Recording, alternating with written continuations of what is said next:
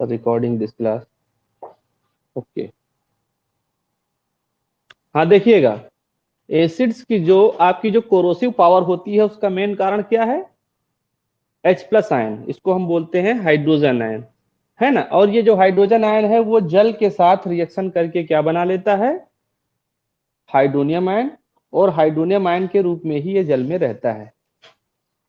Okay, इसके बाद अगला प्रश्न हमने आपको ये दिया था, आप एसिड और बेस की पहचान करके लिखिए, ठीक है ना। एसिड एंड बेस, आप इनको बताइए कौन क्या है। इसमें कुछ हमने एग्जांपल्स लिख दिए थे, जैसे हमने लिखा था CH3COOH, और लिखा हुआ था FeOH होल थ्राइस, और लिखा हुआ था H2S, और लिखा हुआ था NH3। देखो ये, देखो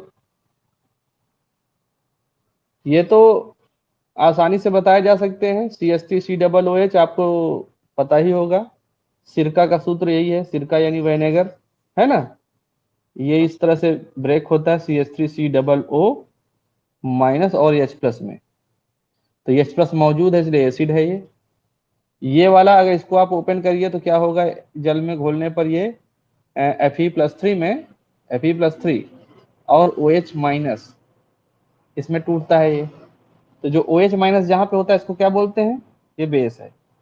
बेस का मेन रीजन क्या है? OH- है। जल में घुलने पर OH- देता है। जो ये H2S है ये 2H+ में और S-2 में टूटता है, तो यहाँ H+ मिल रहा है, तो ये इसलिए फिर क्या हो गया, ये एसिड हो गया। ये जो है ना NH3, इसको जब जल में घोलते हैं ना, जब इसको जल में घोलते हैं तो क्या होता है, ये NH4OH के रूप में बदल जाता है, और ये इस तरह से अपने आप को आयनित करता है। किस तरह से? NH4+ में और OH- में। देखो OH- यहाँ दिख नहीं रहा था, लेकिन जब जल में घोलते हो तो ये क्या बनाता है, जल के साथ जुड़ करके NH4OH के रूप में ये कन्वर्ट हो जाता है, और वो आयनित होकर के NH4+ और OH- आयन देता है, ठीक है ना। तो OH- यहाँ दिख नहीं रहा था, लेकिन ये बाद में प्रकट हो गया। ऐसे तो आपको नहीं लग रहा था कि हम इसको क्या कहें, एसिड कहें या बेस कहें। ये बात समझ में आ रही ना? हाँ, तो जल में घुलने पर जो H+ आयन देते हैं वो एसिड होते हैं, और जो OH- देते हैं वो क्या होते हैं? बेस होते हैं। तो ये आपको एसिड और बेस की पहचान हो गई, ठीक है। और लिटमस पेपर द्वारा पहचान करते हैं, मेथिल ऑरेंज द्वारा पहचान करते हैं। वो जो पहचान के जितने भी आइटम हैं, हल्दी से पहचान हो जाती है, वो क्या है? वो इंडिकेटर है, ठीक है। हाँ, तो इंडिकेटर के बारे में भी हमने कल थोड़ी बहुत चर्चा किया था। इंडिकेटर, इंडिकेटर क्या होते हैं? जो रंग परिवर्तन के माध्यम से, जो रंग परिवर्तन के द्वारा कह दो, माध्यम कह दो, है ना, अभिक्रिया पूर्ण होने की सूचना देते हैं। ये भी बात जान लीजिएगा, अभिक्रिया मतलब रिएक्शन, है ना। रिएक्शन होने की या पूर्ण होने की, पूर्ण होने की सूचना देते हैं, सूचना देते हैं, उनको हम सूचक बोलते हैं, ठीक है ना। इनका जो है अलग अलग मीडियम में अलग अलग इनका कलर होता है। एसिड मीडियम में इनका अलग कलर होता है, और बेस मीडियम में अलग इनका कलर होता है, आप ये कह सकते हो। या एक पीएच रेंज होती है, क्या होती है? पीएच रेंज, ये आपको भी हम पढ़ाएंगे बाद में। तो पीएच रेंज जो होती है ना, उस रेंज में अलग अलग रेंज में इनकी अलग अलग वैल्यू होती है, ठीक है। और उसमें से जो है अपना कलर ये चेंज करते हैं। अच्छा, होता क्या है, जैसे कि आपको हम उसके बारे में बात करें, फिनोल्फ्थलीन जो है एक सूचक है आपका, फिनोल्फ्थलीन। इसका सूत्र तो बहुत बड़ा है, लेकिन इसको शॉर्ट फॉर्म में हम लोग लिखते हैं HPH। क्या लिखते हैं? HPH। तो इसको जो ब्रेकिंग का तरीका क्या बताया जाता है कि ये H+ में टूटता है और साथ में PH- में टूटता है, ठीक है ना। ये इसकी ब्रेकिंग स्टाइल है। तो जब ये फिनोल्फ्थलीन संपूर्ण होता है पूरा पूरा, तब ये होता है कलरलेस। कैसा होता है? हाँ, इसको याद करने का एक तरीका बता देता हूं। जो जांच टीम होती है ना, जो भ्रष्टाचार पकड़ने वाली टीम होती है ना, जो लोगों को पकड़ती है भ्रष्टाचार के आरोप में, है ना, तो कहते हैं ना रंगे हाथ पकड़ना। तो रंगे हाथ कैसे पकड़े जाते हैं? नोटों में लगा देते हैं ना, कुछ कोई केमिकल लगा देते हैं, और फिर उसके बाद जो है जैसे ही वो व्यक्ति या अधिकारी कर्मचारी जब वो पैसा ले लेता है तो छापा मारते हैं, कहते हैं तुमने घूस लिया है। उसके बाद उसके हाथों को क्या करते हैं? उसके हाथों को एक पानी होता, पानी उसमें क्या मिला ये नहीं पता, बता रहे हैं बाद में बता देता हूं मैं, है ना। तो उसमें उसके हाथ डालते, उसके हाथ कलर हो जाते हैं, लाल हो जाते हैं हाथ। क्या हो जाते हैं?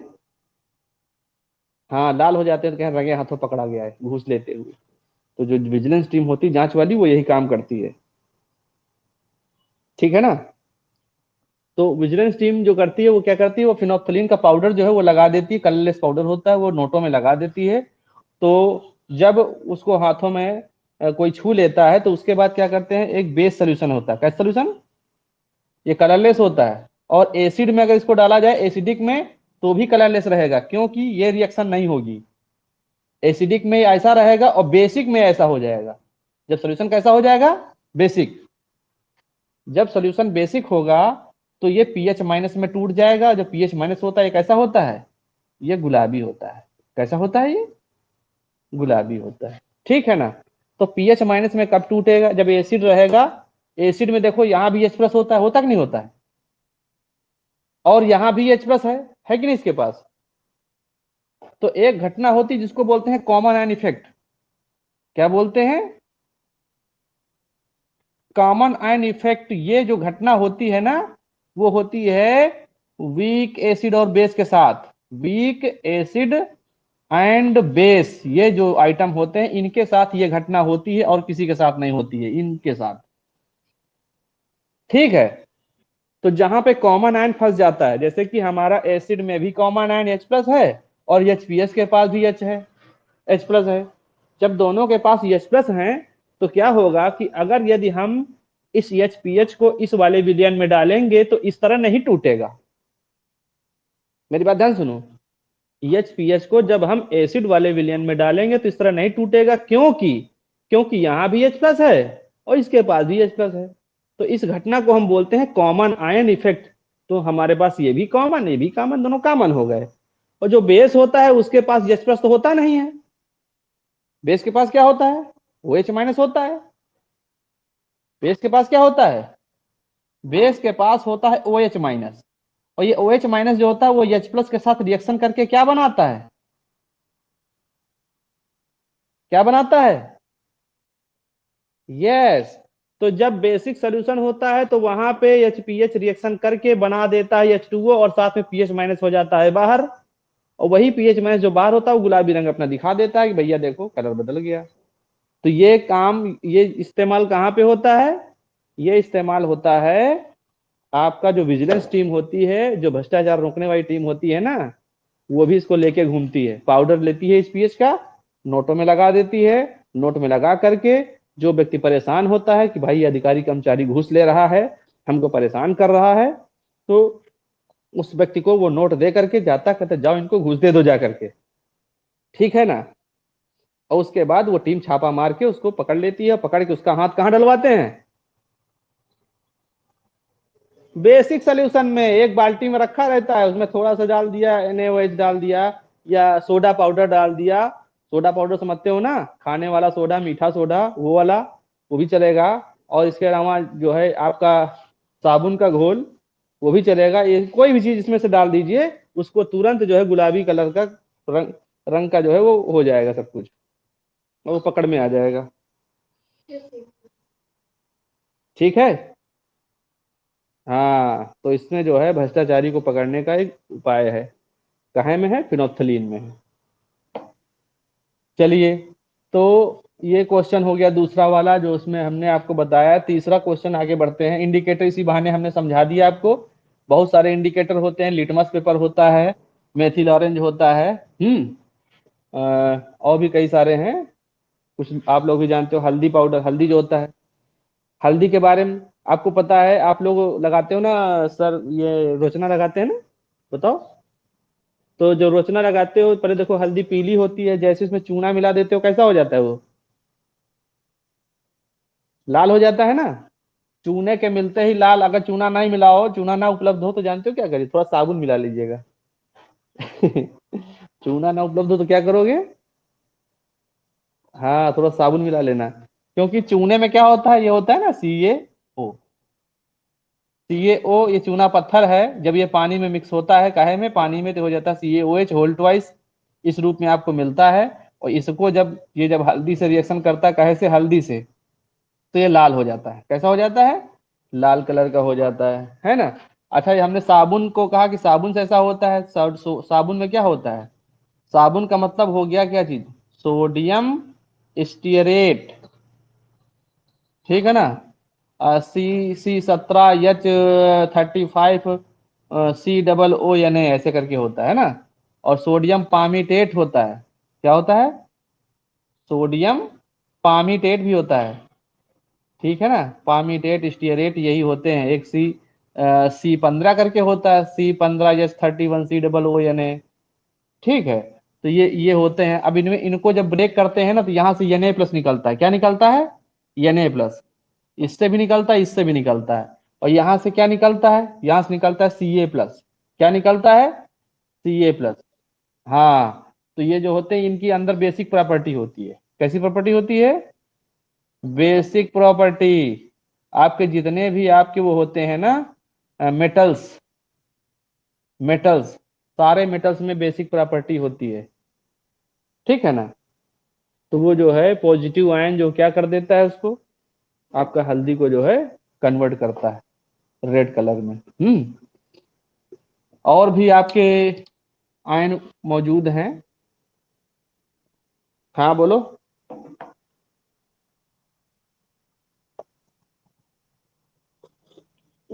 एक रिएक्शन होती है, परसों कई दिन पहले मैंने बताया था, एक्सोथर्मिक रिएक्शन। एक्सो, ठीक है ना, थर्मिक रिएक्शन। ये रिएक्शन उसमें संपन्न होती है ऊष्माक्षेपी अभिक्रिया, ठीक है ना। इस कारण ऐसा होता है। रिएक्शन दो तरीके की होती है, एक एक्सोथर्मिक, एक एंडोथर्मिक। एक में रिएक्शन जब होती है तब सराउंडिंग से हीट को ले लेती है, ठीक है ना, उसको बोलते हैं इंडोथर्मिक रिएक्शन। और कुछ ऐसी रिएक्शन होती हैं जो आप जो क्या करती हैं, रिएक्शन को, एनर्जी को जो रिलीज करती हैं। तो जो रिलीज करती हैं, उसी के कारण, रिलीज एनर्जी होने के कारण, जो बर्तन आपका क्या होता है, वो गर्म हो जाता है, उबलने लगता है, ठीक है। और कोई प्रॉब्लम?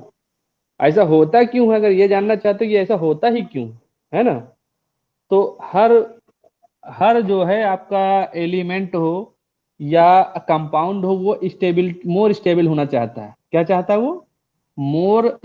हाँ, स्टेबल होना चाहता है, ठीक है ना। या रेस्ट पोजीशन में जाना चाहता है। किसमें?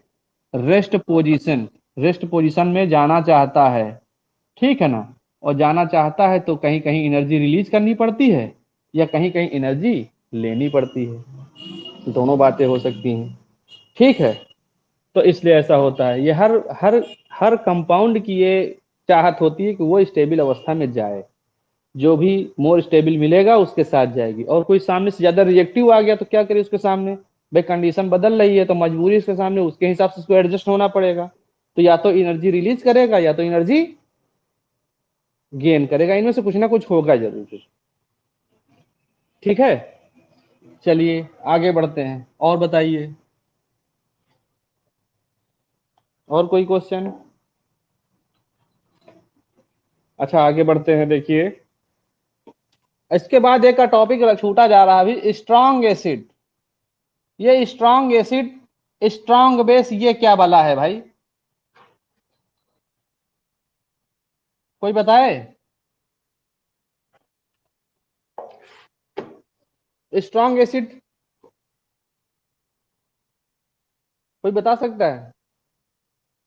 आपका जो HCl है, H2SO4 है, ये स्ट्रॉन्ग एसिड है, और ये CnO3, ठीक है ना। क्योंकि जल में घुलने पर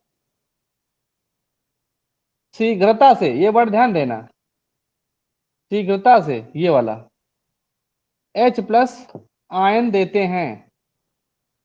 मेरी बात समझिएगा। और जो इनकी अपेक्षा थोड़ा स्लो होता है, वो आपके क्या होते हैं, weak. Weak acid, weak acid क्या होते हैं, जो जल में घुलने पर, मेरी बात ध्यान दीजिएगा, जल में घुलने पर शीघ्रता से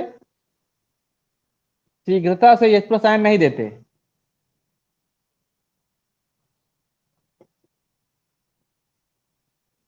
या कह सकते हो इनका पूर्ण वियोजन नहीं होता है। आवाज नहीं, पूर्ण वियोजन नहीं होता है। आप ये भी वर्ड इस्तेमाल कर सकते हैं, और ये दोनों इस्तेमाल करें ज्यादा बेटर रहेगा। वीक एसिड, जैसे कि आपका H2S है, CH3COOH है, CH3COOH, ETC, ये लिख दिया हमने आपके सामने। ध्यान दीजिएगा, गौर कीजिएगा। स्ट्रॉन्ग एसिड वे होते हैं जो जल में घुलने पर शीघ्रता से H प्लस आयन दे देते हैं। ये हाईली कोरोसिव होते हैं, आप इन्हें चक्कर नहीं देख सकते हो। ठीक है, हाँ, बाकी लोग देखो गायब हो गए इस समय। और हाँ, फिर से समझिएगा, स्ट्रॉन्ग एसिड वे होते हैं जो जल में घुलने पर शीघ्रता से, फास्ट हैं, H प्लस आयन दे देते हैं। तो ये आपके क्या है, स्ट्रॉन्ग एसिड होते हैं। और वीक एसिड वे होते हैं जो जल में घुलने पर शीघ्रता से H प्लस आयन नहीं देते, या आप कह सकते हो पूर्ण वियोजन नहीं होता है। पूर्ण वियोजन का मतलब फुल डिसोसिएशन, आपके हिसाब से डिसोसिएशन, ठीक है, पूरा नहीं होता। इनकी जब रिएक्शन लिखते हैं तो हम देखो इस तरह लिखते हैं, CH3COOH, इसको ऐसे एरो का निशान बनाते हैं दो साइड वाला, तब लिखते हैं CH3COOH, COO माइनस और साथ में H प्लस, ऐसे लिखते हैं। मान लीजिए हमने 100 अणु ले लिए, कितने, हाँ, 100 जो है मॉलिक्यूल हमने ले लिए इसके, 100, तो हो सकता है उसमें से 90 टूटेंगे, 10 ऐसे ही पड़े रहेंगे इसी रूप में, जल में घोलने पर ये पोजीशन आएगी। तो इसके लिए डबल हेडेड एरो लग जाता है, ठीक है। और जो ये वाले होते हैं, ये प्रत्येक प्रत्येक सांद्रता पर पूर्ण रूप से जो है आयनित होते हैं, प्रत्येक सांद्रता पर पूर्ण रूप से आयनित। एक वर्ड इनके लिए और लिखता हूं, देखिए क्या लिख रहा हूं, प्रत्येक सांद्रता, सांद्रता समझते हो, अंग्रेजी में लिखे देता हूं कंसंट्रेशन, प्रत्येक कंसंट्रेशन पर पूर्ण आयनन होता है, पूर्ण आयनन, आयोनाइज्ड, अंग्रेजी में आयोनाइज्ड होते हैं।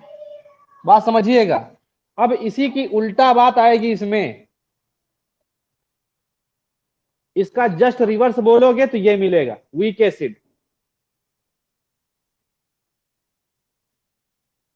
इनका पूर्ण आयनन नहीं होता है, आयनन मतलब वियोजन, यहां आयनन बोल देते हैं, यहां वियोजन।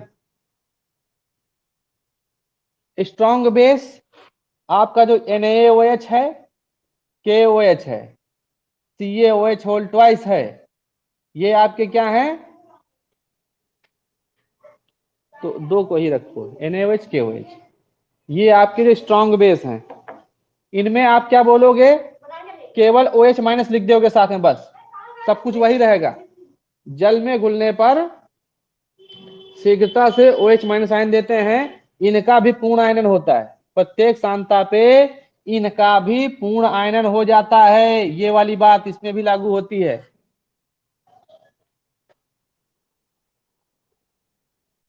परी मेरी बात समझ रहे हो ना, बोलो भाई। परी तुमने नहीं बताया, वीक बेस। अब आप सोच सकते हो कि हमको ये बताया क्यों जा रहा है, एक क्वेश्चन आपके दिमाग में आ सकता है, क्या मतलब है इनका, बोलो भाई। आप ये सोच सकते हो कि इनको हमें क्यों बताया जा रहा है, कि इनकी जरूरत क्या है हमको। तो इसके लिए अभी जो हमने थोड़ी देर पहले एक घटना आपको बताई थी, कौन सी, कॉमन आयन इफेक्ट, ये वर्ड अभी बताया था थोड़ी देर पहले। इस पर चर्चा हमने किया था, कॉमन आयन इफेक्ट क्या होता है हमने कहा था। तो अब जान लीजिएगा, वीक बेस का मतलब भी यहीं से है जुड़ा हुआ, और वीक एसिड का मतलब यही जुड़ा हुआ है। जहां पे पूर्ण रूप से वियोजन नहीं होता है, फुल डिसोसिएशन नहीं होता है, वहां पे कॉमन आयन वर्क करता है। और कोई रिएक्शन करानी है, हम चाहते हैं कि ये आयन ज्यादा मात्रा में ना निकले। मेरी बात ध्यान सुनिए, हम चाहते हैं कि कहीं कोई रिएक्शन कराना है और हम ये चाहते हैं कि इस आयन की लेस मात्रा से ही काम हो जाएगा, ज्यादा मात्रा ले लेंगे तो रिजल्ट दूसरा कुछ हो सकता है। तो ऐसी अवस्था में हम जानबूझ करके कॉमन आयन का प्रयोग करते हैं, ठीक है ना। तो रिएक्शन पर्याप्त मात्रा में जितनी हमें चाहिए उतनी होती है। ये आगे का टॉपिक है, तुमको इंटर में फर्स्ट ईयर में मिलेगा, वहां पे इसका डिस्कशन कर लेंगे। अभी यहाँ पर जो जितना जरूरी है उतना जान लो कि स्ट्रॉन्ग एसिड स्ट्रॉन्ग बेस क्या होते हैं। जो जल में घुलने पर शीघ्रता से H+ आयन दे देते हैं वो स्ट्रॉन्ग एसिड है, और जो जल में घुलने पर शीघ्रता से OH- आयन दे देते हैं वो क्या है, स्ट्रॉन्ग बेस है। दो ही है केवल नाम, NaOH KOH, sodium hydroxide, potassium hydroxide. Caustic soda भी इसको बोलते हैं, इसका साधारण नाम क्या है, कास्टिक सोडा। हाँ, कास्टिक सोडा। और ये है कास्टिक पोटास। ये क्या है, कास्टिक पोटास है ये। और वीक बेस में क्या आते हैं, वीक बेस में वही चीज, जल में घुलने से शीघ्रता से ये OH- आयन नहीं देते, है ना, या पूर्ण वियोजन नहीं होता, वही बात, पूर्ण वियोजन नहीं, है ना, पूर्ण वियोजन नहीं होता। आप ये बात कह सकते हो। जैसे कि आपके सामने है CaOH whole twice, MgOH whole twice, AlOH whole thrice, ये है, ये आपके सामने है। आप NH4OH को ले सकते हो, किसको, NH4OH। बल्कि ये दो ऊपर वाले छोड़ दो, इनको ये एक संदिग्ध हैं, ये नीचे वाले लिखो, ये ज्यादा बेटर है। AlOH whole thrice NH4OH।